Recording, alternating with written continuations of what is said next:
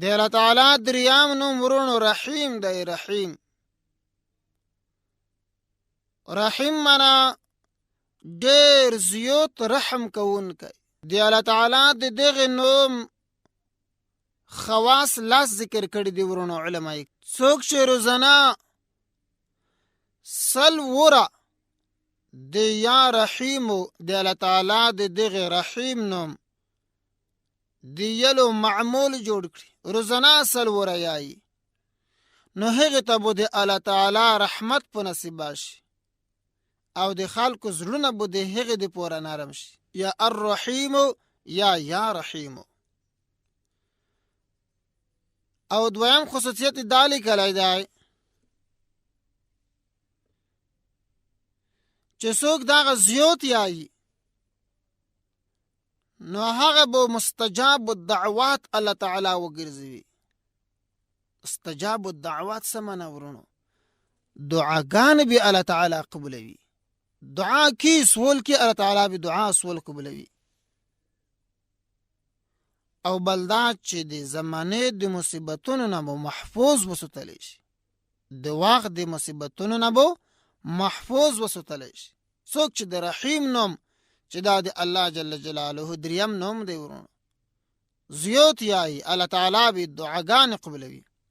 او څلورم یې دا لیکلي دي ورونو چې کوم کس چې روزانه 1500 وره دغه د الله تعالی رحیم نوم یا رحیم یایي،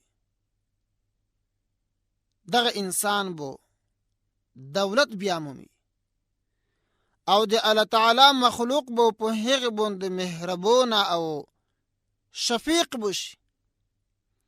د الله تعالی مخلوق بو په دغه انسان باندې مهربانه شي. په ورځ کې 1500 ورې چې څوک یایي. او پنځم خصوصیت دا لیکلی دی څوک چې دغه نوم د ګهیځ د لمونځ نه وروسته سل وره یایي یا رحیم، نو ټول مخلوق به په دغه انسان باندې مهربانه شي. او اوم خصوصیت د دغه نوم ورونو علماء کرامو دا لیکلی دی چې څوک یا رحمان الدنیا والآخره یایي 100 ورځې وایي، نو د هغه انسان هر حاجت به پوره شي.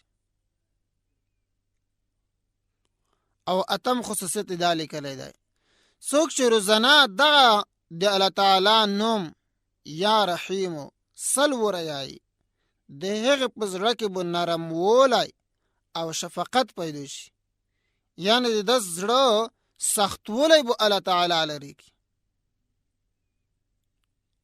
او نامې دا لیکلی دی چې د چا سره چې د یوه ناخوښه کور ویره وي، ترس وي، نو هغه دا الرحمن الرحیم ډېر یا انشاءالله محفوظ به وساتلی شي. او لسمې دا لیکلی دی چې که چېرته دغه په یوه کاغذ باندې ولیکلی شي، اوبو ته وچولی شي، او د یوې ونې ولیو ته دغه اوبه ور وچولی شي، نو په هغې ونې په میوه کې به الله تعالی برکت پیدا کړي. نو دا د الله تعالی دریم نوم ورونو چې موږ ته د دغې معنا. آخر دعوانا ان الحمد لله رب العالمین.